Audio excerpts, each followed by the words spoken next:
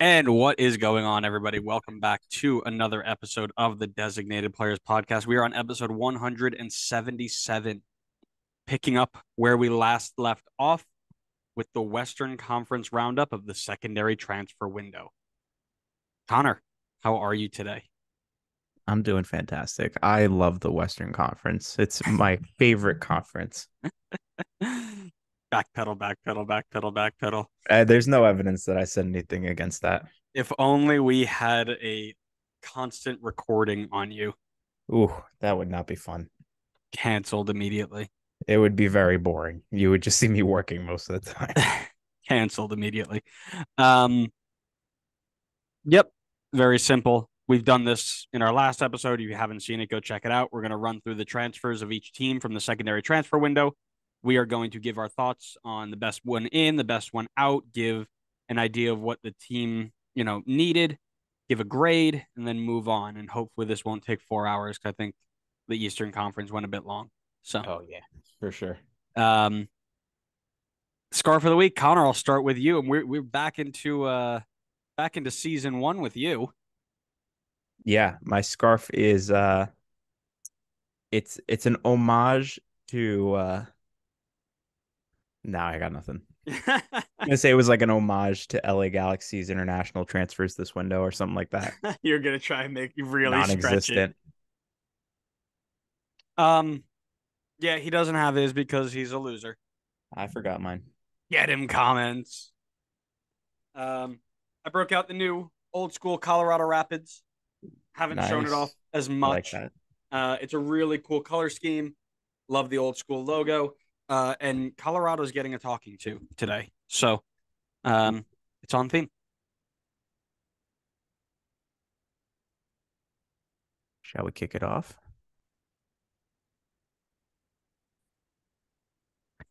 All right, so why don't we then just jump right into it with our friends in Tejas?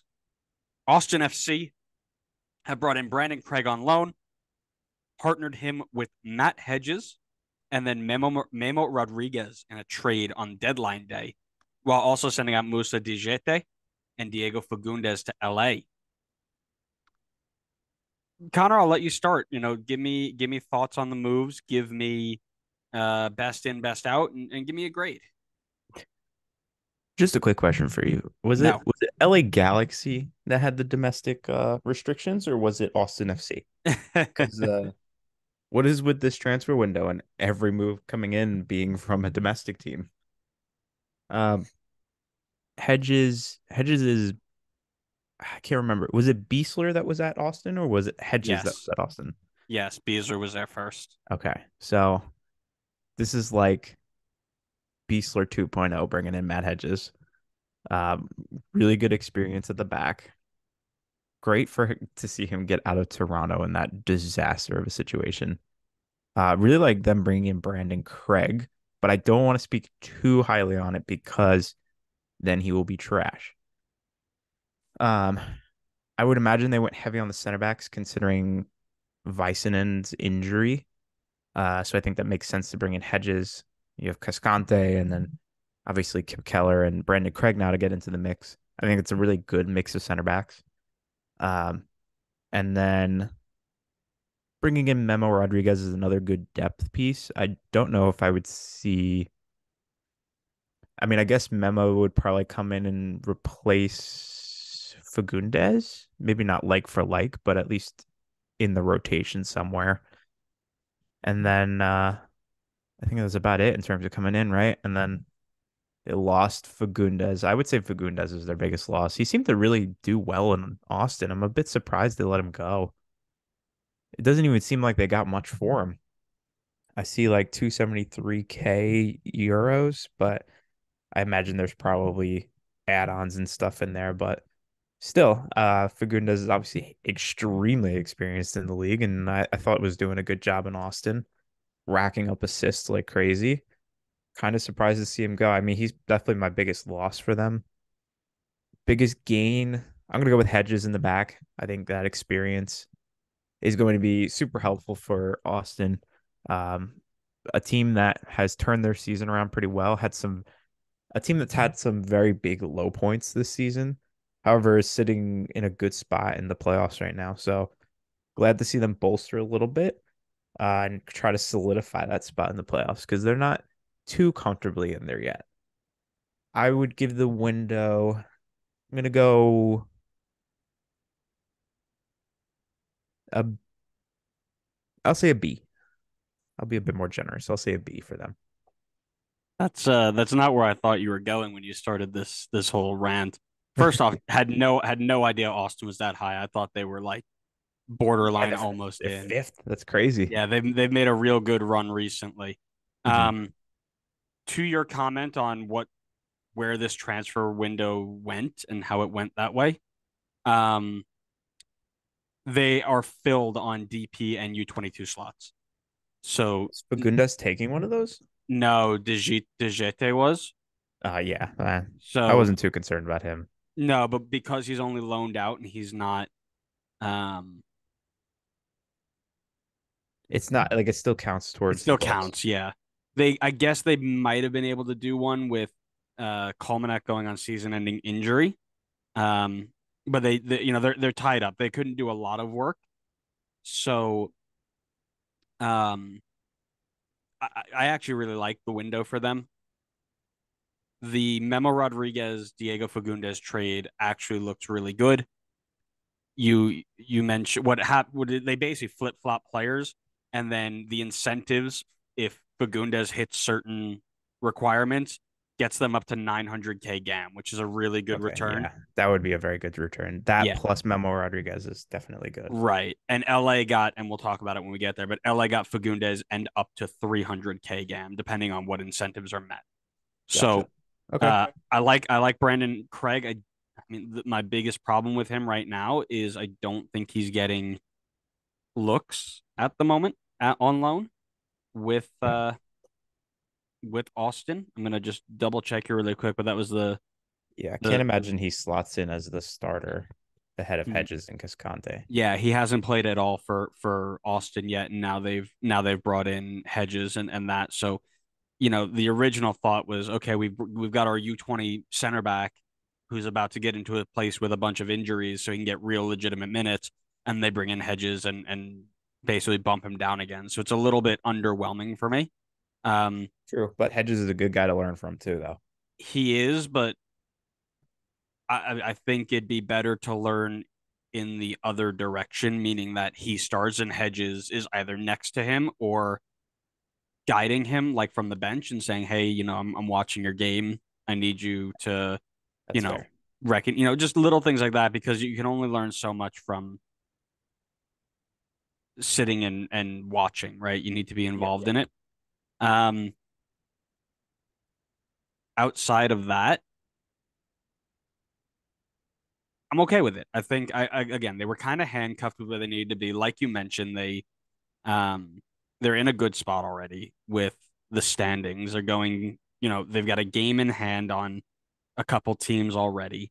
So they can get even closer. They've got just about 4 points from the bottom. I mean, it's tight. They still need to push, but I think they're in a good spot. Players are starting to click, and they've done well with the roster moves that they can get.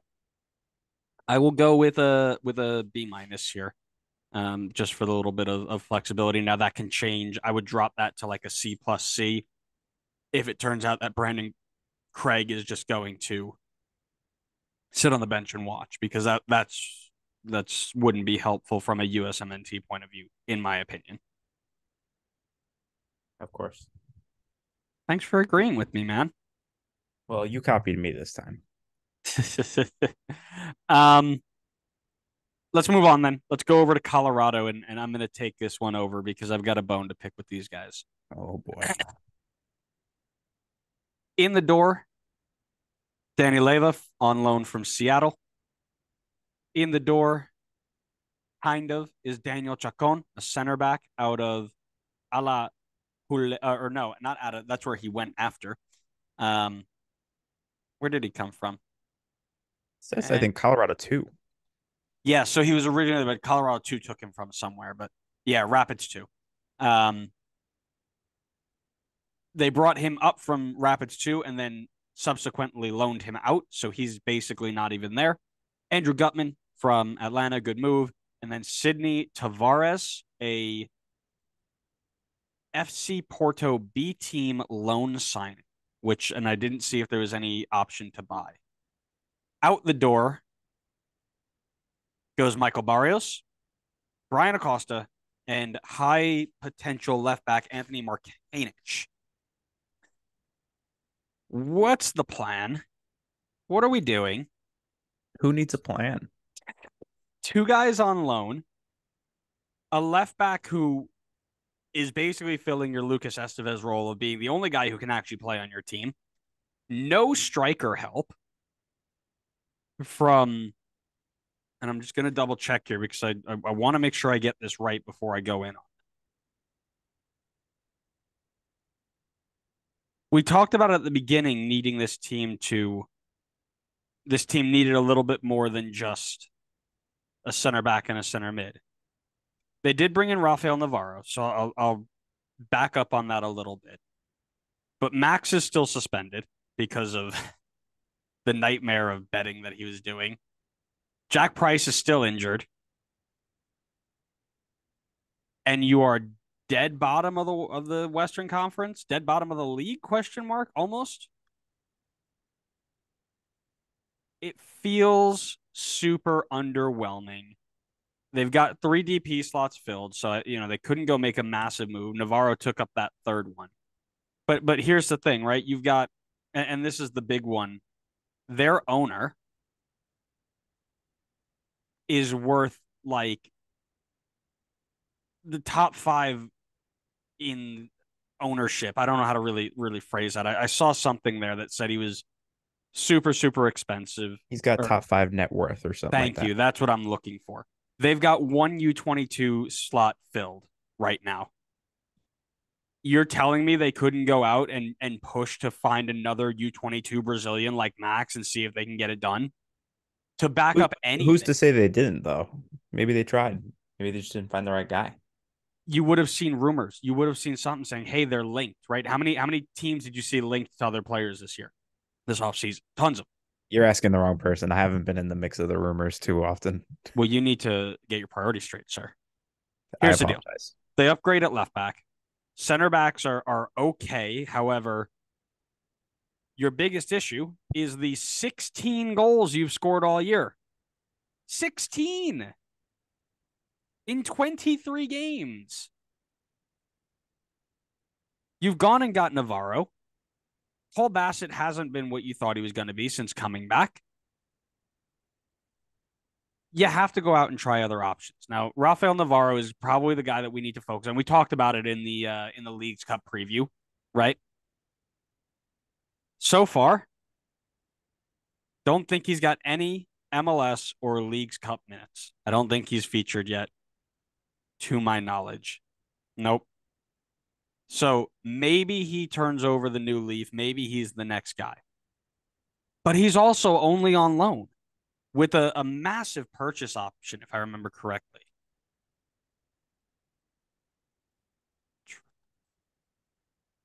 Oh, Navarro, you're saying? Yeah. 12-month loan with an option to buy.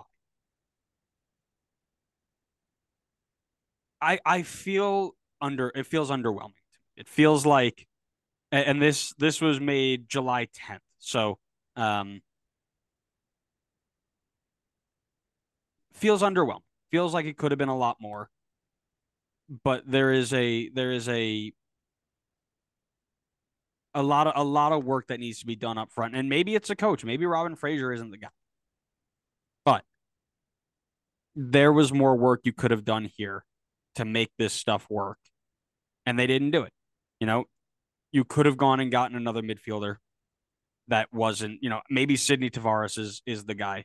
I don't know.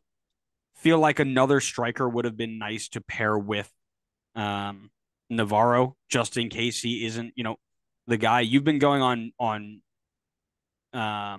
Diego Rubio and Darren Yappi for the entire season, and it just hasn't panned out. So one guy may not be the guy to make a difference. It just feels underwhelming. It feels like they could have done a lot more and been a lot more like when people talk about, oh, with no relegation, owners don't need to care that they suck. That's what Colorado feels. People look at Colorado. They also look at Red Bull, but in the Western Conference, it's Colorado, and it hurts. It's if I was a Colorado fan, I'd be fed up. So I'm gonna give it a D. I don't think anything. I mean, the Navarro move is okay. I think two guys on loan from B teams or guys that aren't getting a lot of minutes, and then Gutman. I'll be nice. I'll go C minus because Gutman's a good move too. Just feels a little bit underwhelming, personally. Do you know, is there a purchase option for Danny Leva? Or not that you know of? Don't think so. Okay. So like a Brandon Craig type move, just try to get some minutes. Yep. All right. Yeah, I mean that changes things a little bit for me, but I'll be honest, I think definitely a window that signals that they're probably not pushing for this season, which I think based on their place in the standings makes sense. But I do feel like this team is in much better shape than like Toronto. Similar points in the standings right now, but I feel like Toronto is just a mess. Like I think they have bad contracts, aging players, and it's just an overall bad situation. But I mean, I look through the Colorado team and I see definitely potential here. Obviously, Navarro may depend on if they end up buying him, and who knows how much that purchase option is. It could be very expensive, like you said. But Darren Yappi's got good potential. Brian Galvin's only 22. Um, Cole Bassett, 22 years old. We know he can be successful. Ronan, who they just brought in the offseason, 25 years old. Ralph Priso, 21. And then, you know, uh, Gutman's only 26. Like there's definitely like age is on their side. They have good young, like good potential players in this team, a mix of like some veteran guys here as well. I think really what they need to do is in the next window, they got to find a way to, well, hopefully Navarro pans out. So you bring him back. He would almost certainly be on a DP deal. You got to find a way to buy down Maxo, get him off a DP deal, and get rid of Kevin Cabral because that's sucking up a DP spot that should very much be open. If you can do that, then you have, I think, a good core and two DP spots open. So I don't I don't think it's a terrible window for Colorado. I'd say probably a C for them, but I think that they're not in a terrible situation. I think they can turn this around. So just a quick look here, right? You mentioned that there's a future, right? There's a way forward. Since 2015, they have made the playoffs, I believe, three times. And one of them was 2020, where basically everybody got it.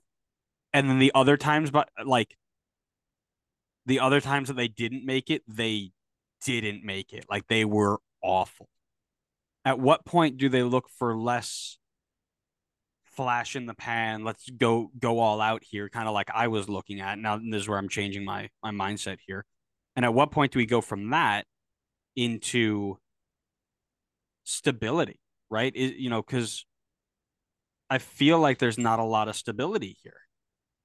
You're talking about, you got three DP slots. You just mentioned you want to get rid of a couple of them. You want to No, move on. the only one I said to get rid of would be Cabral. I Okay. just said if you can try and buy down Maxo, Okay. Buy but down. keep him Okay. on the I team. gotcha. But you've got Jack Price, who's on his way out. He's been the only real point of stability for you. Ronan's been okay. Diego Rubio's getting old. He's on his way out. Darren Yappi hasn't proven it yet. I don't know. There's a lot here that I'm not thrilled with personally. Yeah, I'm not saying it's for sure going to be fixed or it's definitely like going to be resolved quickly, but I think that there's more of a path forward than when you look at a situation like Toronto. I agree. However, I think that people can still be upset with what they've done. Yeah, I'm not Because calling it because a here great and transfer here window. here's the flip that I'd say is a lot of those moves that came out, the Markinich, the Acosta, the Barrios, came on the last day. Like they just looked at it and like, okay, it's time to offload a bunch of people because what? Was it roster rule? I mean, whatever it was, you had people going, okay, we've got people coming in, we're able to build around them, and then all of a sudden, Barrios, who's been one of your better attackers for the last couple of years, gone. Brian Acosta, who hasn't been super present in the midfield, but has been for Colorado for a couple of years, gone. Markinich, who's one of your only promising players outside of like Darren Yappy and maybe Seb Anderson, who I think is also, is he still around? I don't remember. Yeah. Um, Gone, right? For not as much money as they probably should have got. So I don't know. Maybe it's me not following Colorado to a T and understanding their the way that they play and how they do things. But if I'm a Colorado fan, I'm upset because it feels like it could be. Yeah. Well, I mean, in fairness to Colorado, I mean, Barrios is 32 at this point. Maybe he just didn't fit the direction the team's looking to go next season. Acosta's 29. Maybe it's kind of a similar thing there. Um, and then Markinich, yeah, I agree. I definitely think he had good potential, but they have also two left backs now that are guys who are probably ahead of him on the depth chart. So it's likely that Markinich probably wouldn't get much time. Nope, and I think Gutman's an improvement over him, but there's like you've got Red Bull who are all in on the youth forward movement, right? And then you've got teams like I don't know, you could pick anybody who are more on the Atlanta. Atlanta, who are more on the maybe more on the older, more experienced, play to win type of guys. This is SKC. SKC. Thank you. That's a better one. This is like a mix of that. You've got some of the moves are bringing in guys like Gutman and keeping hold of guy. Maxo came in at 29, Abubakar 28. You've still got William Yarborough at a billion years old. Danny Wilson's still in there, and then you've got other moves like Tavares, who I actually haven't even kind of dug into a lot of what he's been a part of, but um, you know, did all right in the U18 Premier League, but not a ton outside of anything else. Just don't see a direction, really. That's where I don't see it. So, but I've been proven wrong before, and I'm okay with that. So let's hope this is a turning point for them because I feel like Colorado fans have been through enough. Next up is Chicago. Get better. Um, we'll go to Dallas. Who? Exactly. We will start with Eugene Ansah from Israel, a wing player. We've got a new addition very recently in Liam Frazier. And then Iara Mendy, FIFA legend, playing in the central midfield for them. Out the door is Edwin Cerrillo, creating some room for Iara Mendy. And Justin Shea also gone as well. He has moved on. Where did he go? It's like Brøndby. Yes, that's what I think so as well. Yeah. Anyways, I'll find it as we talk about it. But give me your thoughts while we're here. Yep, Brøndby. Good call. Elara Mendy to Dallas is the most Dallas signing ever. Good Lord. I didn't even hear about that. Um, yeah, I mean, I don't think Dallas needed to do anything crazy. I feel like they're in a similar situation to what was it, like Philly and Nashville or Orlando that we were talking about last week or last episode? Yeah. Um, where well, actually, no, I take that back. They're sitting in eighth right now. They are only just on the cusp of being in the playoff. Um, I mean, Alara Mendy is definitely an interesting one. I feel like I feel like that could either be really good or it could be really bad. I could see it either being like a Jack Price type situation or like a Pirlo. We'll kind of have to wait and see on that one. But they definitely needed some help in the midfield. They really had nobody from what it looks like. I mean, before they added Frazier and Mendy, it was just, our favorite legend, Facundo Quignon and Sebastian Lletget. So I'm glad that they added there. They definitely needed to. Ansa, I mean, how much is Ansa really going to play, I guess? I mean, I haven't followed a ton of Dallas, but I would imagine that it's Areola and Velasco up top with obviously Jesus Ferreira. I mean, I guess it's to add some depth to the team, which looks like they could use it on the wings. I see Dante Seeley's name here. Is he back from PSV? Did he? Yeah, I think he came back recently. That's a name I haven't heard around in a while. Yeah, because he's Um, been gone for so long. yeah, but Tariq Scott was the only other left winger besides Velasco before Seeley and Ansa came in, and he's hurt. So I really think that Dallas did a good job in like filling in the areas of need. Um, and I'm sure that they were kind of in a tough situation. They couldn't go and do like Miami and bring in a bunch of game changers, big names. I'm sure they were kind of, handcuffed already. So I would say for what they needed to do and what they had available, I think they did a pretty good job. So I give them a B plus. You're real nice. Um, Had a DP slot available to look for. Okay. Think Who was is it Velasco and Ferreira that's the DPs right now? yes. Yeah. Okay. Think that yeah, I mean, again, the move for a DP in the secondary transfer window is always hit or miss. So I'm not super upset they didn't use it. I agree. I think Ansa is more of a depth piece to come in and um, just provide something different to the Areola Velasco Ferreira combo, which is good, right? It's good to have that ability to mix that up a little bit. Frazier's an interesting one. I'd be interested to see how he's gotten on since being over in Belgium. And then Mendy, I actually kind of like this one in the same breath as Charlotte did with that kind of older, steadying presence. I think that's a good move for a team full of these young, you know, players. You always need to have a mix there. If you're just going to trot out a U21 team and Paul Arriola, going to get a little tough for you. And it also gives time for Sebastian Lletget to get some minutes off of his legs and just work it around a little bit. So gives them a little bit more flexibility too. You can go with a double pivot now with two proper defensive midfielders. You can allow one of them to go higher. You can go solo. I mean, there's a little bit more flexibility in the shape now.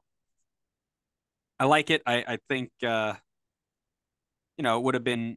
I don't think they needed to do a lot going forward. You know, 25 goals, 26 against. Maybe could have added a couple more pieces, but the way I see that is you were missing Jesus Ferreira for a big stretch of it. Paul Arriola was hurt for a little bit, so he's just coming back. You're finally getting the big pieces of the team together. I think having a couple more solid pieces down the spine is good. I agree. I think I'll give it like a B. Yeah. I mean the attack seems to be the area where they've had issues just looking at the numbers, but the names on paper are strong enough that this team will get it to click eventually. Paxton, Jesus Ferreira, Paul Arriola, Velasco, like that is easily one of the better attacks in the league. I think they just need some time, like you said, to all play together. Yep. Yep. Absolutely. We'll move on then to Houston with a relatively quiet move. Window being said, Sebastian Kowalczyk, a central attacking midfielder out of the Polish league, if I remember correctly. I think it was the Polish league. I don't quite know the team he came from, so quick little refresh there. And then out, Juan Castilla is out, as well as Sebastian Ferreira, both moving on this window after falling out of favor. Juan Castillo or Castilla, excuse me, on a permanent, and Sebastian Ferreira on a loan with an option. Houston got him again. kind of right on the bubble there, but there's a big battle for those last couple spots with SKC, who's now on the rise. Minnesota's still in there. Portland and even LA Galaxy when they get a couple of those new faces in. You've brought in this. Yes, it was the Polish league. I was correct. A 24-year-old attacking midfielder from the Polish league to allow Bossi to either float out wide, do a double 10 pivot. Um, I'm sorry, who? you know who it is. Who? You know Bossy? I who don't it know who this Bossy is. I only know Posse. is. He's the next one up on our top 10 PK list takers, by the way. He'll be there one day. Yep. No, so it gives you again, it gives Benny Ball a little bit of flexibility to try different things, which will be interesting because I think we mentioned that at the beginning of the season, the last time that Houston had made the playoffs, they had a proper number 10. Um, Thomas Vera, I believe it was. And even though Bossi did come in playing as the number 10, quote unquote, he drifted out wide a lot and did a lot of wide space creating and kind of let Carrasquilla and uh, Hector Herrera do a little bit more work in there. This gives you a proper true number 10 and allows you to try a bunch of different things. I like it. I think it gives them a step up on some of the other teams here. Um, so I'll go B minus because it wasn't a lot. And the loss of Ferreira not figuring out how to get him involved, not a huge fan of it because he was so influential for them last year. Um, but outside of that, I don't think it was too bad a window. I'm going to go on the opposite on this one. I don't think they had a good window. Boo. Like you said, they're on the cusp of the playoffs right now, but I think this team is trending downward and downward quickly. I think they had a pretty hot start to the season, and I feel like at some point they were pretty up there in the standings, like maybe even top five in the West at some point. And now they're in 10th, and I think that they're only going to continue to go down. I don't really this window they added Kowalczyk, um, and I just don't know if that's enough to get them stable again and in that playoff hunt. I mean, I think Minnesota is going to put heavy pressure on them, especially because Reynoso's back now. Um, SKC could make moves, like you said. They're playing a bit better. I wouldn't even be too surprised if Galaxy pulled it together. But I mean, I guess considering how injured they are, I don't think that's probably going to happen. But I don't think Houston's spot in the playoffs is secure at all.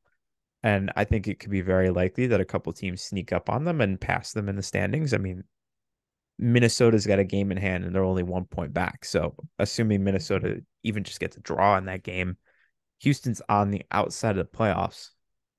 And I just don't think one guy coming in helps keep them in the playoff chase there.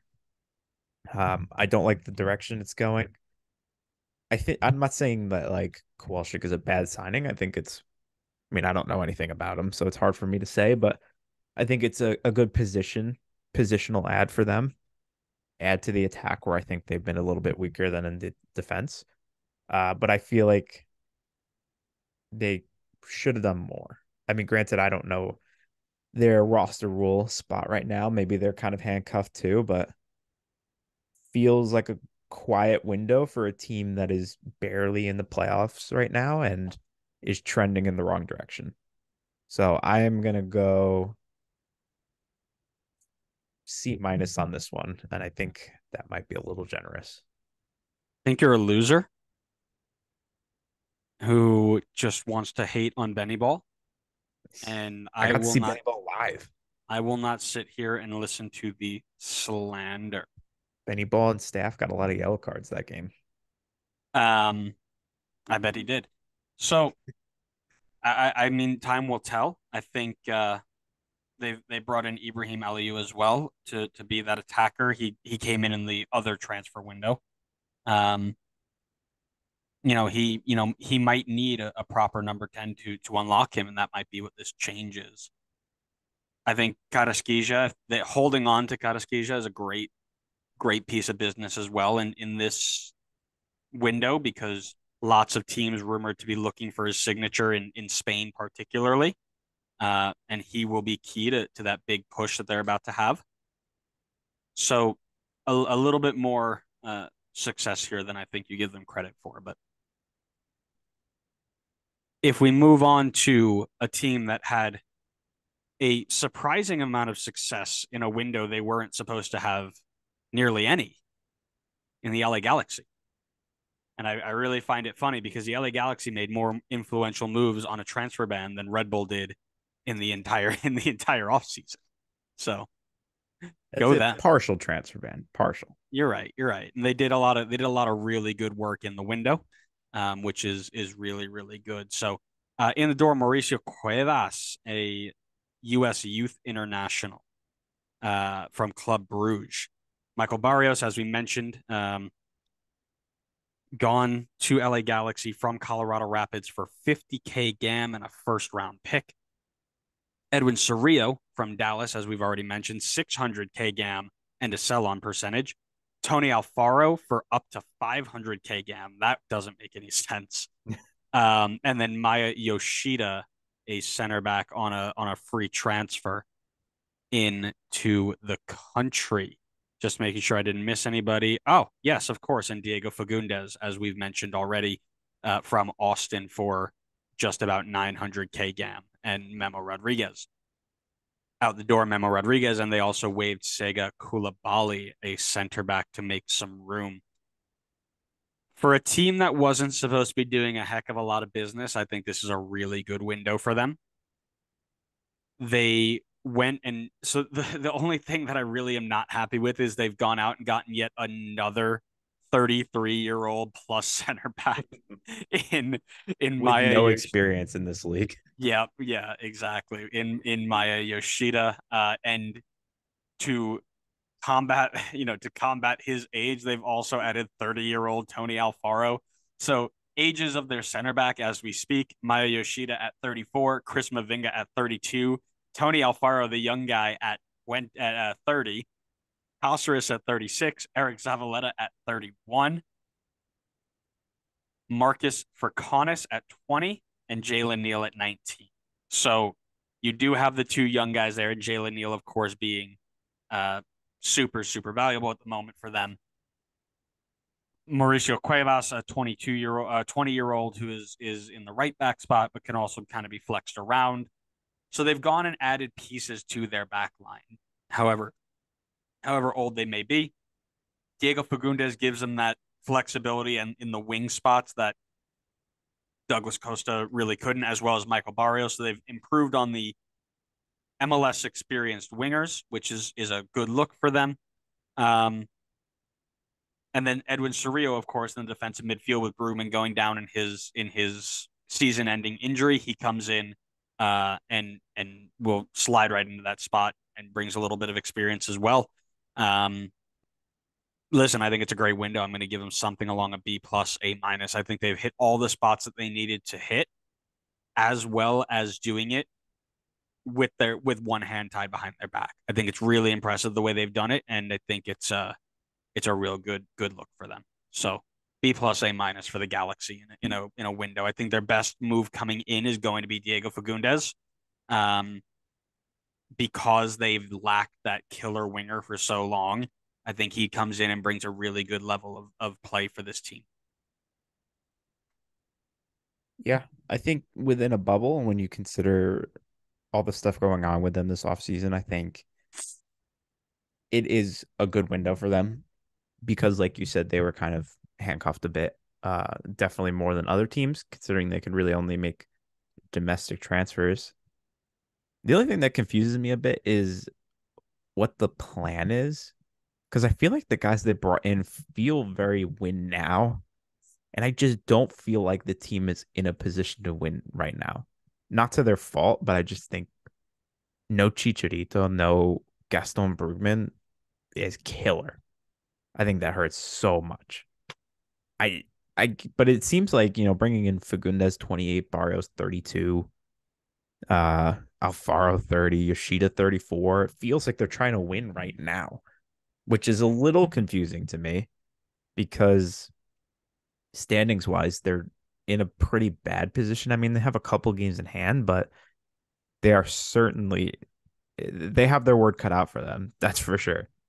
I think again to the point you made before, it's a really good window when you went into the window at the start thinking Galaxy were gonna probably do like nothing in the entire window.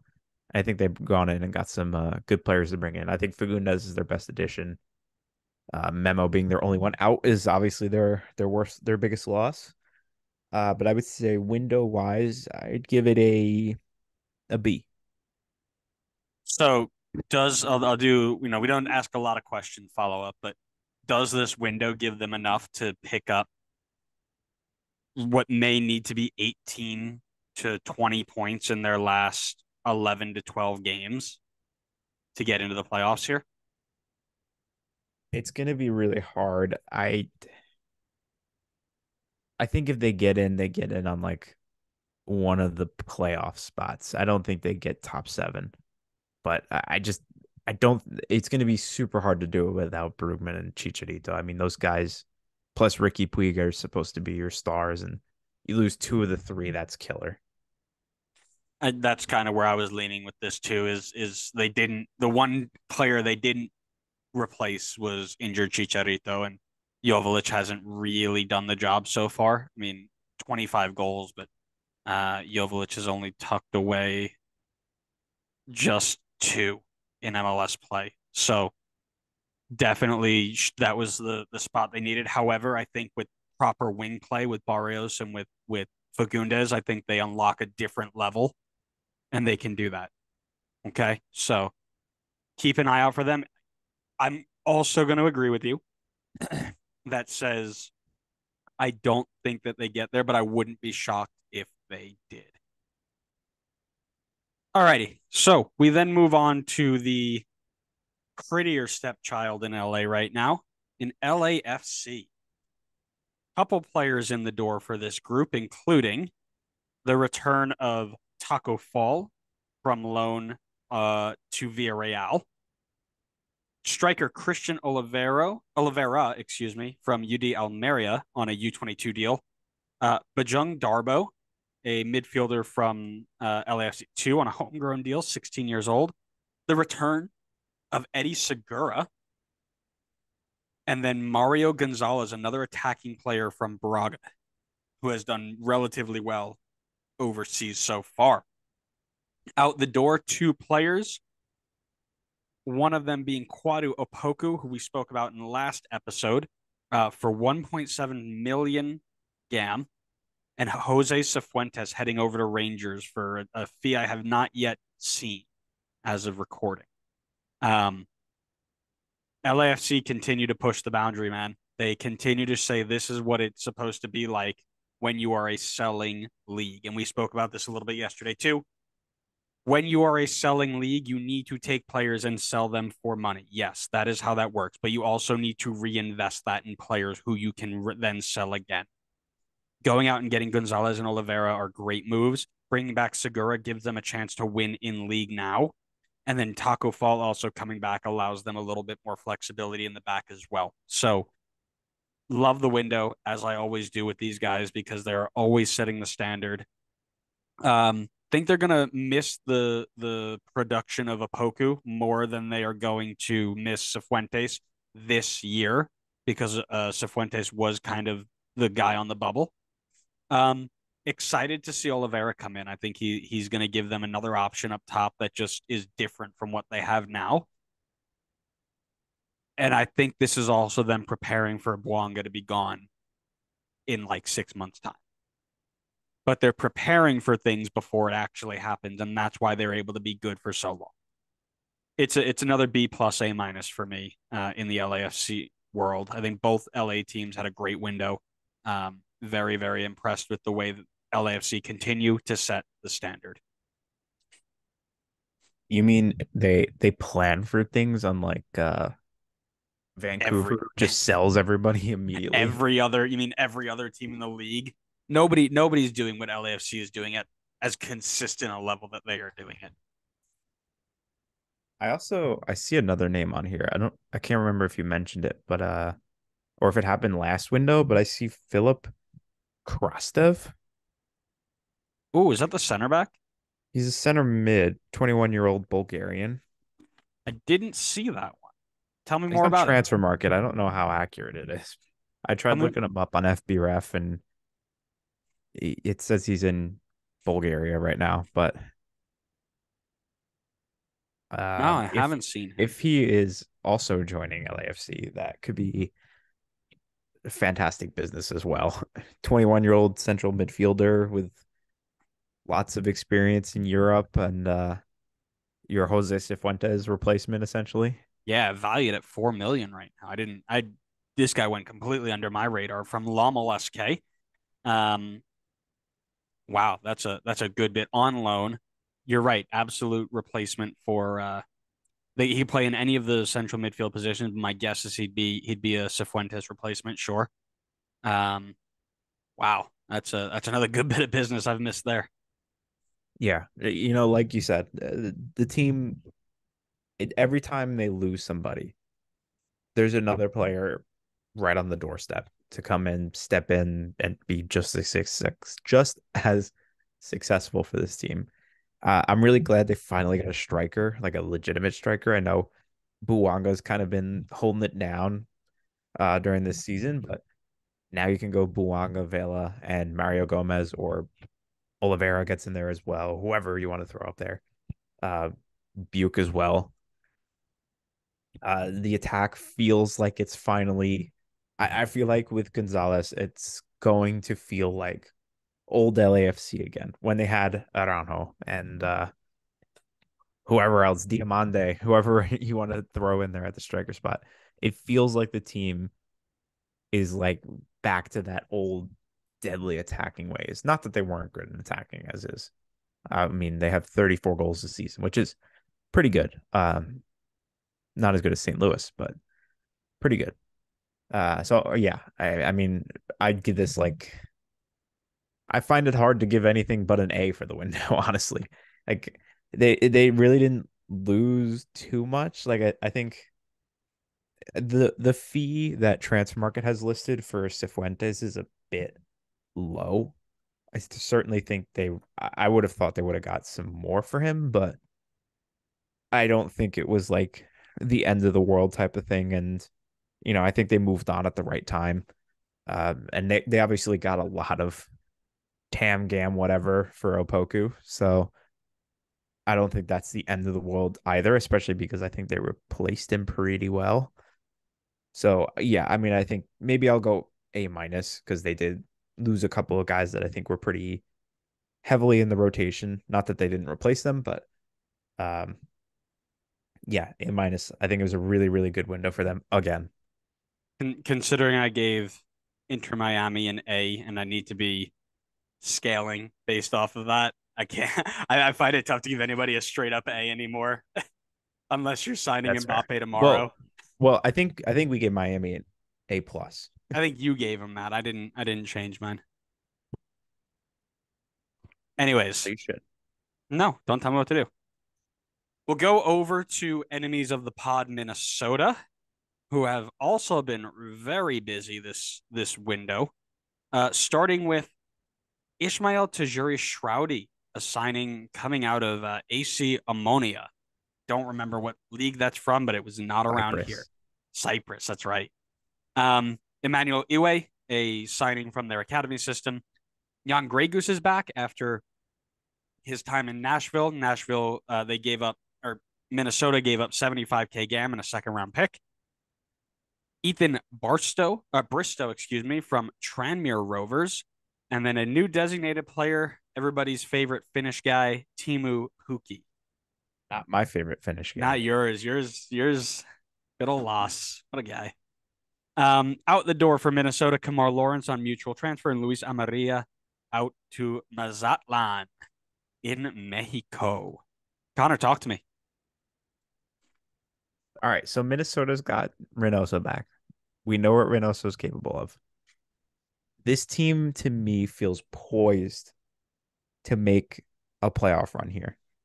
Obviously, they're very much not far out of the playoff hunt. They are They have a game in hand, 28 points. A win moves them up to eighth. So I think adding in Pookie, I mean, to me, that's going to solidify that they will make that playoff push and get into the playoffs. Pookie, Reynoso, Longwane, and everybody else that they have in the attack, I think, is more than enough to get the job done. Um, I don't think Pookie's going to be a world beater in the league, but the guy's going to get goals for you. He's just going to get goals for you. He knows how to score goals. And I think the rest of the team is already in a good spot. I think midfield and defensively, they're good enough to at least make the playoffs. I don't think they're like a supporter shield winning team, but they're in a tough situation with the start of the season that they had. However, I think things are on the up for them. And I definitely see them being a team that's going to make a little bit of a strong push at the end of the season. And I think they'll get into the playoffs and drop someone out like a Houston out of the playoff chase. So not a ton, in my opinion, in the window. I don't think they really like blew up the team too much. No Inter Miami's or LAFC's here. But I think they made some solid moves still. So I'm gonna give it a B. I do hate to tell you, but this team isn't making a playoff push. No, This what makes team you is say that? actually going to be because Timo Pukki retirement league signing. Like, why would he ever do anything good? Reynoso washed. They're actually going to fall lower than Colorado, who are going to push themselves higher and finish in the wooden spoon spot. You can't have everybody be an enemy. All right, and I mean, I guess you can commit. You seem pretty committed to Minnesota being an enemy. They were the first ones. You always forget your first. You never forget your first, right? Yeah, but they're special. Then they were our first They enemies. are. They have a No, special place. in all seriousness, I'm a big fan of what they've done here. You mentioned how strong they were in the attack already. Um, it's a little overshadowed by their lack of defensive contribution, but they're gonna need to get more goals if they want to make it into the playoff push right now. They are on par and only one ahead of the bottom two teams in the playoff spot right now in goals for. Everybody else is at least three or four clear. So what do? You go bring in a DP striker. Go bring in an MLS experienced wing player who has shown very, very well when he was healthy. Then you go ahead and you follow that up by bringing in a left back for a little bit of depth. Um, and you bring back Jan Grey Goose, and Jan Grey Goose goes ahead and gives you a little bit more stability in there as well with Robin Lode being down injured, and then you're just kind of working. Hassani Dotson's still a plug and play type of guy. You've got a lot of different options here. Adrian Heath can figure this out and do a little bit of work. Kamar Lawrence is a tougher drop, but again, Bristow will probably slide in. And is he going to be the same thing as Kamar Lawrence? I have no idea. But losing on Maria is also proven not to be a tough one because you've got Jiang Song Bing as well, who has done, has a ton of potential out of him as well. So you're right. I think this is a team that is going to look for a really, really good last 2-ish months of this season. They're going to push. I think they're going to get in, and it's very, very possible if Reynoso and Pookie get on the same page quickly that they're going to come in and they're going to do like Seattle type things with Ladero and go and make a deep, deep run. And I hate to say that because that means I'm giving them praise. But you know what? We're out here giving respect to those who deserve it, right? Yes. For me, Pookie obviously the best one in. I'll say Kamar Lawrence the worst one out because Red Bull makes the world takes. Yeah, I'm gonna go again B plus here. I think they've done real well filling holes they need to fill properly. Yeah, it's a good window. As much as it pains me, it's a good window. Anything else you want to add? I think we've given them more than enough compliments. Thank you. Good, because I didn't want to sit here anymore. We go on over to Cascadia with Portland, who were relatively busy. bringing in Brian Acosta, as we mentioned, from Colorado for up to 325K GAM. U22 winger Anthony, but not that Anthony, different Anthony. Better Uh, Anthony. Better Anthony, way clear. Less spins. Yeah, way less spins. From SFC Arauca, Miguel Araujo, another Araujo in defense in MLS. We'll probably have like a fourth different pronunciation for him from FC Emmen. And then a signing of their draft pick, Noel Kaliskin, officially made official on the way out. Where'd you go? I ran past you. There you are. Is Pablo Bonilla on mutual termination is the term that they used. So Portland, Portland. My friends sitting 12th on 26 points, just 3 points out of a playoff spot. When you are that close, this is what we were talking about for a bunch of other teams saying you guys need to go make a push. And I think they've done well to do that. Would have liked, I think Frank Boley is going to be a good player for them. I'm okay with them not adding in the striker spot, giving themselves a little bit more depth in the wing spots and not having to play somebody out of position is good. Santiago Moreno, not super happy right now. So also having that balance will be good for them. Brian Acosta into midfield with Williamson being hurt gives them, again, a little bit more balance, as well as David Ayala hurt too. So you've got two big midfielders hurt. So you go and add some MLS experience there. That's great. And in the back line, I think they've been good, and they made it a bit better with Araujo, right? 28-year-old Peruvian, good experience at good levels. Goalkeepers are okay. I like it. I think they've done well. Mosquera and Bravo on either side of Mabiala, Zuparic, any combination of the center backs there. I think this is a good window for them. They've done well to put themselves in the best position to succeed.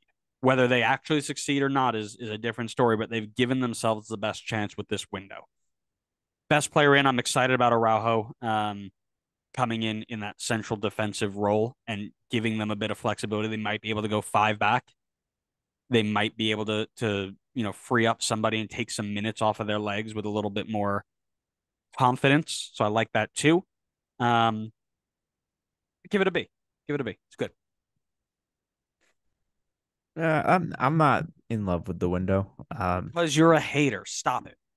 Well, to your point before, I know you said you were fine with them not adding any strikers. I sure hope so, because I don't think this team can afford any more strikers. You have Niasgoda, Mora, Boli, Fogaccia, and then two youth strikers on the team as well. I mean, do you need more? How many more strikers do you need? What do you, Inter Miami? Did you need to add all these strikers? I actually think I like the signing of Anthony. Uh, for some reason, Transfer Market seems to value him pretty low. It looked like they paid like, I don't know, 4.5 million or something like that. And Transfer Market has him valued at like 600K. But I mean, looking at his numbers, he seemed to be pretty strong.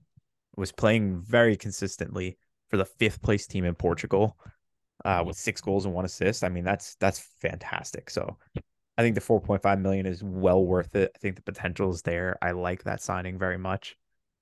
Acosta was a very much needed signing, because to the point you made before, Williamson and Ayala out, you needed that midfield depth. You were way too thin without it. Um, and then Araujo, like you mentioned, in the back line, to pair up with whoever you want to pair up with back there. You have like four potentially starting level center backs back there. I mean, I don't really, none of them I would say are like world beaters, but I think they're all definitely solid enough. Do I think their moves make them a playoff team? Not in my opinion. I don't think they added enough to turn this team into a playoff team. I think if they do make a run and get into the playoffs, it's going to be because the guys they already had started to click and started to get it together. But I don't think the guys they added are guys that are going to drag them into a playoff spot here. I think they added in the right spots, and I like a couple of their signings. So I'll still give the window for them because I like the signing of Anthony a lot, I'm gonna give it a B minus.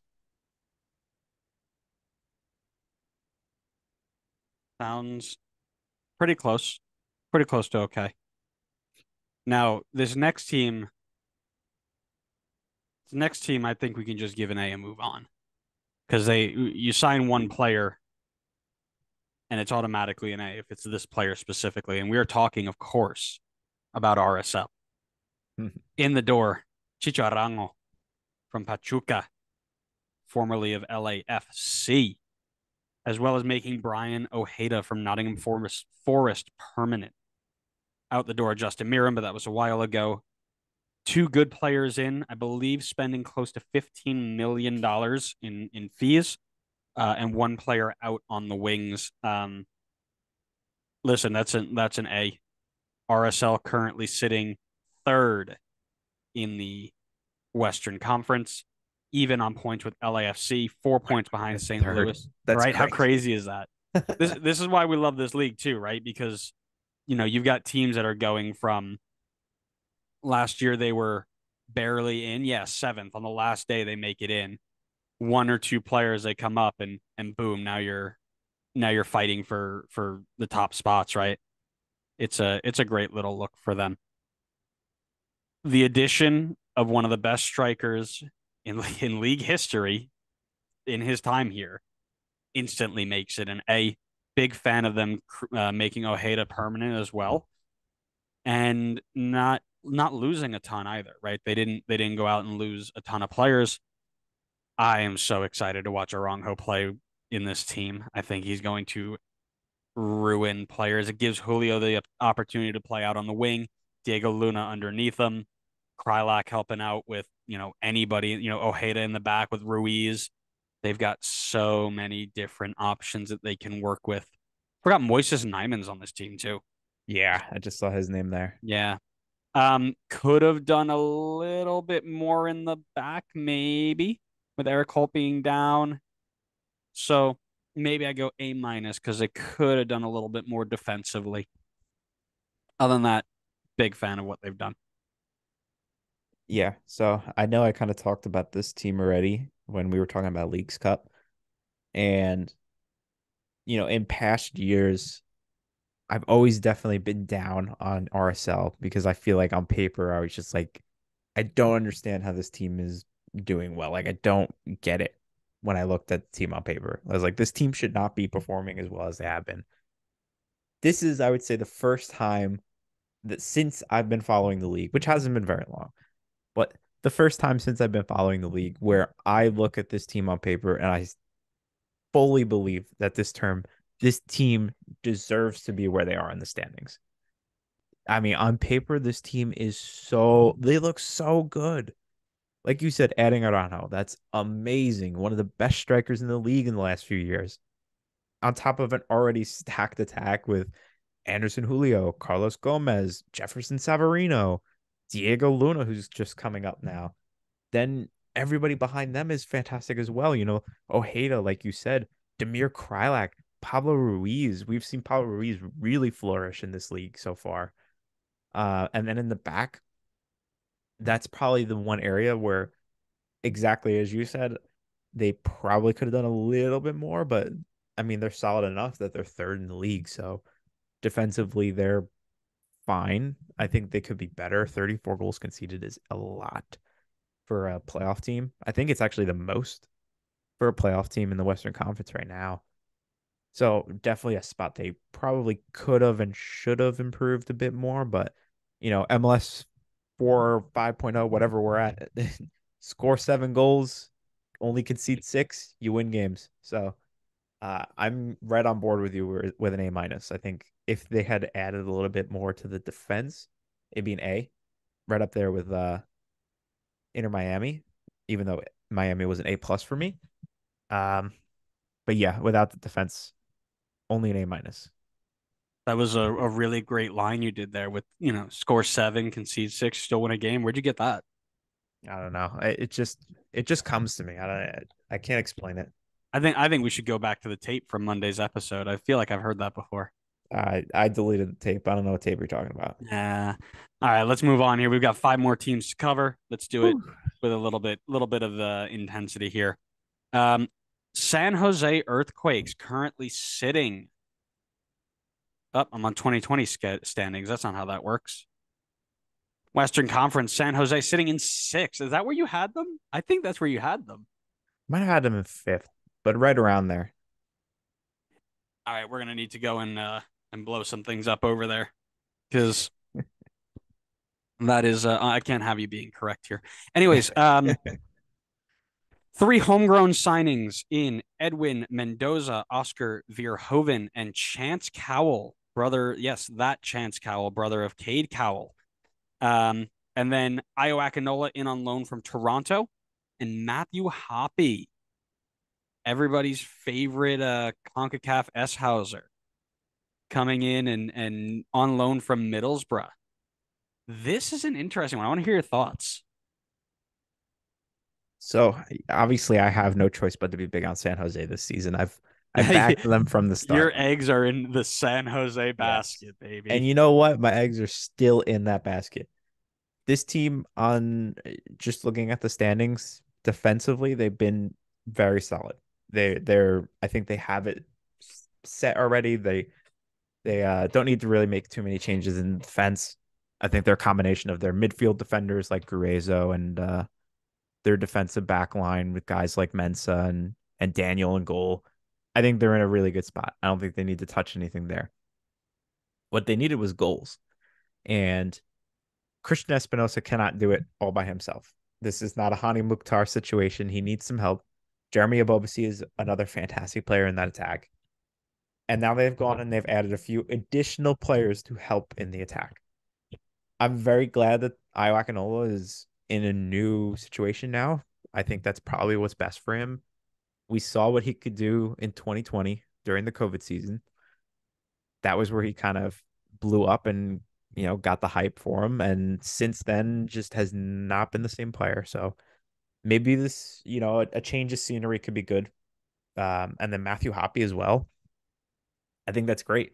Uh, I feel like kind of similar situation to Akinola. I mean, obviously he blew up when he was at Schalke. And I feel like since then just hasn't found the right home. Not saying San Jose is the answer for him, but maybe it is. So I think adding them into the mix with Cade Cowell, Benji Kakanovic, and Abobasi, Espinosa, I think that's going to be super helpful for fixing the issue that seems to be them scoring goals. Gives them guys who can score goals. We know they can score goals. They've done it in the past.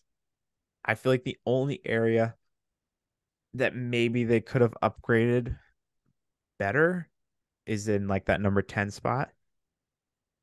I think, I mean, I think they played Jamiro Montero kind of there, but I don't know if Montero's an out and out 10.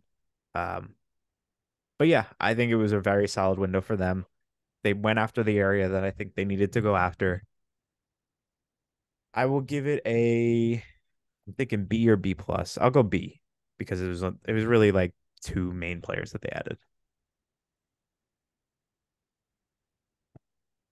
Yeah, I agree with a lot of what you said there. I think the biggest one that I recognize is the idea that yeah, they had two players scoring goals, right? Your top goal scorers in San Jose were Christian Espinoza with 11, Jabo with 7, and then a left back with 3, a right back with 2, and Jackson God Ewell at 1. This was a team that if they wanted to make a push going into this playoff run, they needed to get strikers. And I want to talk about Matthew Hoppe a little bit specifically. I kind of spoke on Io Akinola online on Twitter. It's going to be a great restart for him. It is only a loan, but getting away from the toxicity that is Toronto right now will give him a really good opportunity to reset, focus on the game. Don't focus on all the media with the big Italian stars complaining about this, that, and the other. Just come in, play your game, do your job. Matthew Hoppe is a guy who needed a loan move to MLS for the last 3 seasons and finally has gotten it. And I think he landed at a great spot because it's a team that's competing. So there aren't going to be games where it just doesn't matter. It's a team that's got great players around him. Espinoza, is one of those. Kate Cowell, maybe Nico Sakaris, Jamiro Montero, and then you mentioned guys like Gruezo as well. But in the attack, he's going to be able to be creative. He's going to be able to learn from it. This is only going to help him going forward. He can sit on the bench at Middlesbrough all day. That doesn't get you into the national team anymore. This is the type of move he needed. I think if he can do it correctly, this jumps him up a ton, a ton in that picture for me. Not, you know, not over number one striker Jesus Ferreira, of course, because we all know his goals against our minnow nations puts him at number one. However, it does get him back into that conversation, which he has fallen out of in the last couple of years. So excited to see both of those guys in, and hopefully this gives them a push that will be enough, not just to get them into the playoffs, but to let them go on a run, right? I think if you get right now, it's 9 versus 8 to play in, and then it's 1 versus bottom, 2-7, 3-6, 4-5. So right now they're going up against RSL, which would be tough. If things can get moved around just a little bit, they might end up playing in Austin or a Vancouver, and I think they can get in there and use that to make a run. So excited. I think it's a good window. You can obviously guess my most exciting is Matthew Hoppe, but I would give this somewhere around a B, because as you mentioned, they were strong in most other areas. Still, they're still basically break even in the goals for goals against department. So yeah, push forward in MLS 4.0 and go get them. Love it. My prediction's going to be right. Yeah, we'll see. It's a good thing, I've got the power of editing, so I can go back and at number 12, I've got cut San San Jose. Jose. Cut. This next one should be relatively quick. One of the quietest teams in the window is Seattle Sounders, the only team who did not make an out of market signing. Cody Baker in on a homegrown deal, or maybe just homegrown deal. And then out the door, Daniel Leyva on loan. Did they need to do more? I ask you, Mr. Wright. No, I think it's a similar situation to what we were talking about last episode again with Philly, Orlando, Nashville. Like they're probably going to make the playoffs and probably pretty comfortably make the playoffs. Granted, anything can happen in MLS, but I think they're kind of out of the supporter shield race. The team's been more inconsistent than I thought they'd be. Could they have added more? Sure, I'm sure they could. I feel like the team is already pretty strong on paper. I don't think they needed to really do too much here, but considering they did nothing, I'd call the window a C. But I don't think they needed to do anything. Could they have? Yes. I would have liked to have seen a younger, not necessarily impact now, but a younger true number 9 to come in. We talked about at the beginning of the season that this is the last push for the group of Rui Diaz, Ladero, Fry, and Paulo, right? I think there are a lot of people who are ready to make that replacement already. Goalkeepers are relatively easy to replace with somebody younger. There are tons of them out there in only one position, so backups are always looking for it.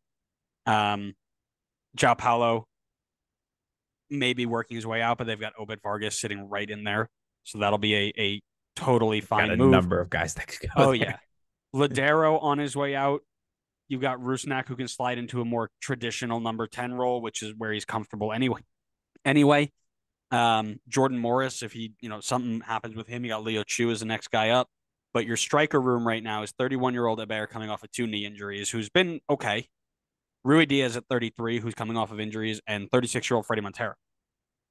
Who is the next guy up, right? This could have been a really good window for them to bring in somebody. They don't have any DP slots left, so it would have had to be possibly and I'll double check here really quick to make sure they don't have any they have the openings for it, but could have been a U22 signing if they had any openings. Quick check here. Scroll, scroll, scroll. That's one. Scroll. Yeah, they had U22 signings opening. So this could have been a U22 striker that could have come in and just learn the system. Didn't necessarily need to make an impact right now, but come in, get comfortable with the players you're playing with, and see what you could have had. I agree with you. They didn't need to make moves. I think they're fine in fourth. They're one game out of second. They're not in a position where they needed to add. However, looking long term, this could have been a good window to do it. That being said, I give it maybe a C minus because I think it would have been good on their part to do that. However, you come in the summer and these guys will probably still be around, so no major stress there. Yeah, I think that's a fair point. All right, then we move on to SKC. Relatively quiet again. In the door, Stephen Afrifa from FIU, their draft pick signing, and Felipe Gutierrez back from Al Wasl on transfer. Nobody out the door. Another team that I think didn't need to do too much because a lot of the position they're in right now is due to the lack of availability for their designated players, right? Just recently getting back Gadi Kinda, Alan Polito gets back and is instantly hot. Um, Not really worried about them. I'm interested to see what Peter Vermees can do. They are one game out of a playoff spot. Can he get them pushing for that last play-in game? And I think he can. I think they've shown well. After they got all three of them back, and you look at the points from that moment to now, I think they were up there in like third or fourth in total number of points gained in that time period. So they can clearly still play the game. I am not, I'm not super worried about this team. I think they really just needed time to get their players back healthy and play. So for me, it's a C. There's not much to do that. I think Felipe Gutierrez coming in gives them a little bit of flexibility, but that's a crowded central midfield room right now. So I don't think it was super necessary. Eric Tommy's still in there. Got Akinda's in there. It's a busy team right now. But I think the only thing they might have been helpful for them would be a couple of wide players that could have given them some depth there. But again, I'm not super worried. I think this team is actually getting ready to make themselves in a decent little run here. So I'm gonna keep it as a C. I feel like they could have, I mean, granted, to your point before, they could just be kind of stuck and not really been able to do much at all. But I wish this team did more. I mean, comparing it to the Seattle situation, Seattle's in fourth. They're comfortably in the playoffs right now. SKC's out of the playoffs at the moment. And I know that they're trending in a better direction, but you're still out of the playoffs right now. And you've got a lot of ground to make up. It's not like a Minnesota situation where you have games in hand. You got well, I guess star player wise, it is a little bit similar because they just kind of got their guys back. But I think this team has got some work to do. I think they should have looked to build on the defense a little bit more. That seems to be the problem area for them. I mean, I'm not worried about them scoring goals. They have a lot of goals scored, and like you said before, they're getting their guys back now. Polito's coming back. Gadikina's coming back. Like, I think they'll be fine in the attack, but 36 goals conceded is the second most in the Western Conference, only one less than the Galaxy. And they did nothing in the back line. So I feel like it was a little disappointing that they did nothing. And again, maybe like I mentioned before, maybe they're just kind of stuck roster rules wise. There's just nothing that they can do. But considering where they are in the standings and considering their lack of activity in the window, I'd say it's like D plus. Eh, I think you're a bit harsh there. They could have gone in. They're all three U22s are filled. All three designated player slots are filled. The only thing they really could have done was what they did. They brought in somebody who didn't need an international spot. Um, I think Felipe Gutierrez didn't need one. He's been here long enough. I may be wrong there. Um, they didn't lose anybody. They didn't let go of a Tommy or a Daniel Shallowy. They kept on the people who are going to make this push. So they've got their core together. I think it's a good window for it's better. It's not like a oh my god knock out of the park sign Lionel Messi window, but it's not D plus window. I think it is. I mean, they're already fine in the attack. I mean, it's good that they held on to everybody, and I think there are tons of pieces in the attack to work with here. And they could just go for the win every game 7-6 model, but I mean, that certainly seems to be the direction they're going to have to go because their defense is pretty leaky and they did nothing to really bolster that. For some reason, I keep asking you for your opinion, like I care, Well, that's why I'm your co-host. and I wouldn't have it any other way. Aw, Aw, I know. Um, wholesome. I know. We are such a wholesome, family friendly pod. Yeah, can we scrap that now? Can we Yeah, get unwholesome? yeah. Let's move out of here. Let's move on to our friends in St. Louis, the new guys in the door. Only two players in the door, but they are big ones nonetheless. Uh, Nokvi Thorensen and Anthony Markinich from Colorado, as we mentioned. Nokvi, great little name, by the way. Um, from Beershot is a striker who will go and they have him as a left winger on transfer market, but I put him as a striker. So he may just be a guy who can play anywhere in the front three, but gives them a little bit more flexibility with the João Klaus injury to throw up top and really have a central figure. Left back has been if you look at this team and think, oh, if I can find one place it's been their quote unquote weak point, I think the left back would be it. John Nelson's been good, not great. Pedro's been okay. So this gives Markinich a chance to compete for first team minutes. Didn't really need to do anything in the midfield. Been very strong there. The attack has been fine. I mean, listen, this team is in the West, 4 points clear, 2 draws, 8 losses, 43 goals for. And yes, I know that 40 of those 43 were given to them by the center backs. But Here we go. Trying to make more enemies. no, in all seriousness, right? They are playing well. This gives Bradley Carnell a little bit more flexibility with what he can do now that he's got a couple more players in. I think they are setting themselves up to make a deep run. Now, being a first year team, it would not shock me in the slightest to see them go out in a first round exit. Just going to throw that out there. However, not losing anybody via injury or otherwise is also a really good look. So, good addition in the front line, good addition in the back. Didn't need to touch a midfield. Give it to me as a C plus B minus. Yeah, I didn't think this would be a situation where the team would be in jeopardy of losing guys this window. I mean, I look at the team and I see a lot of really good players, but I don't see like a Zelarayan in the team, like a guy that's going to be in the MVP conversation. I don't see anybody that's like on the cusp of being poached by Europe. Um, Not yet, at least.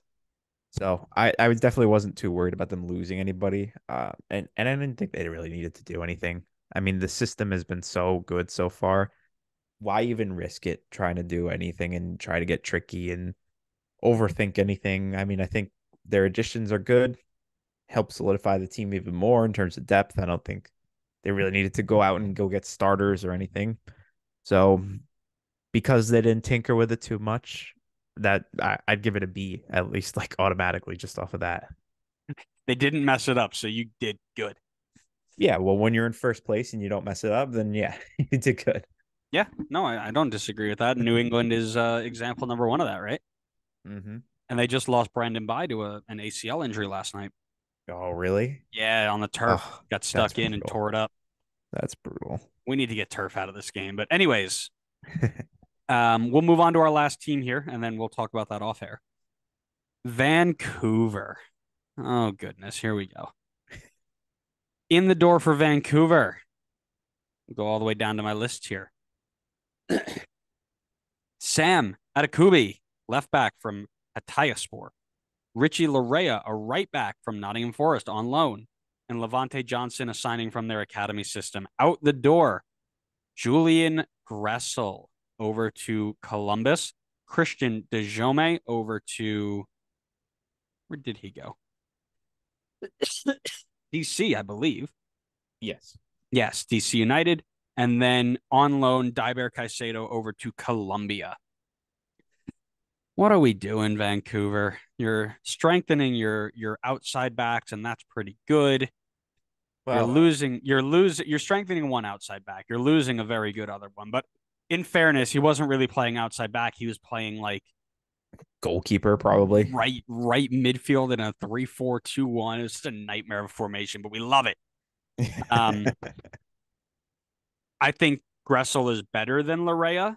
I also think Gressel was a full-time thing, but they couldn't hold on to Gressel because he wanted to come back closer to the East Coast. So he was going anyway. So getting Larea in, even on loan, is a good replacement for him. Uh, Adekugbe, I think, is a really good addition. I think he's been. I remember when he was at Vancouver first, and he was like the first person from Vancouver to make that move overseas. And we're like, oh, this guy's going to be good. And to be fair, he's been pretty good. He's had a good little career for himself over at Galatasaray and a couple of teams over in Turkey. There, I think he's done well. Um, it'll be good for him to get back and start playing again properly, in next to, in his home country and things like that.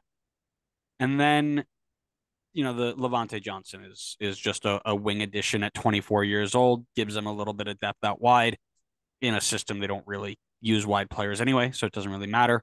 Biggest loss outside of Gressel, of course, DeJome was an attacking option for them as well as Diber Caicedo. So both of those guys leaving as wide players makes sense because, as we just mentioned, they don't really use those wide players in this system, so they need to get them off the books.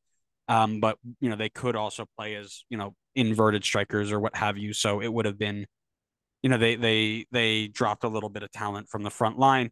Cordova, Brian White, Bichir, totally fine front three. I think it's a good window. Outside of the Gressel loss, but they replaced him well. Give me a B minus for Vancouver to finish this up. I think they're most excited about Sam Adekugbe, I think, and then obviously Julian Gressel, the biggest loss. Yeah, I'm right there with you. I mean, they definitely lost a number of attacking guys. I'd even include Gressel in that conversation. I mean, I know he's not like an out and out attacker, but I think Gressel really helps the attack. But that was not their problem area. I mean, they have 38 goals scored for a reason. They have attacking guys, Ryan Gauld, Brian White, of course, legend, Petrovite. I mean, they got guys in there to score goals. So they needed to bolster the defense, and in fairness to them, that's what they did. Richie Laredo, we know, is a very solid out and out starting level fullback for this league for a long time, and he will certainly do the same job here in Vancouver. And then, as you mentioned before, Adekugbe is another very good addition as well to solidify an area that I think they needed help in.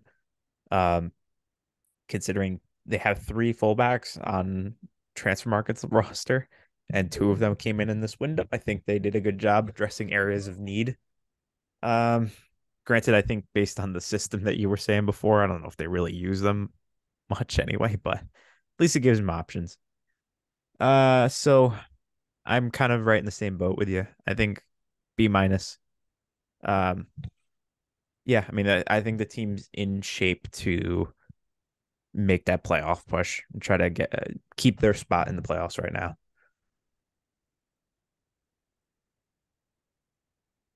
That is an interesting thought. The playoff push, does this put them into a playoff push spot? They're in seven right now. They're 2 points clear of the drop out of that playoff race. Does this keep, with Minnesota going to be hot, Sporting KC maybe going to be hot, LA Galaxy may be going to be hot. FC Dallas still going to push with their players coming back. Can they survive that? I don't know. I think that's one to watch for sure. Do they have enough to hold off the other teams that are going to be pushing for them? Yeah, you could argue that they probably could have done a bit more in this window to try to help in that playoff push, but I think they'll be okay. I think they've got enough going for them and enough of an advantage over a couple of teams that are below them that they should be able to hold it off and at least get into the play-in game. We shall see. I mean, they last year I believe that was your pick to sneak in. No, 2 years ago it was. So they missed out last year. 2021 they did make it in the sixth spot. 2020 in ninth, missing it by one. 2019 dead last. 2018 eighth, missing it by two. So this is a group that is always on the bubble, usually always on the bubble, but has very rarely gotten that job done. So let's see if this is a change for them this year. But that is something that we will talk about later on. We are getting very close to the last 5 game predictions for the playoff push, aren't we? Only about a month left. Yeah, not too much longer. I love that episode because that shows how bright we are. 3 games left, and how many points are we going to get? Red Bull, we're going to get 9-0. Thanks so much for listening, everybody. We hope you enjoyed it. We hope you got a little bit of insight of what we thought about the transfer window, and would love to hear your thoughts as well. If it's your team or a team that you just have been following, make sure you are following us wherever you get your podcasts. You know when we next go live, which might be a top 10. It might be Leagues Cup review. It might be a couple different things. We're not quite sure where we're going with it yet. Make sure you're following us everywhere you get your social media so you know when we post our clips and our Fun Game Fridays and all things like that so you can interact with us. So Facebook, Twitter, Instagram, YouTube, TikTok. We're all over the place. So make sure you are there subscribing and hanging out with us. And we will see you next time on the next episode of the Designated Players Podcast. See ya.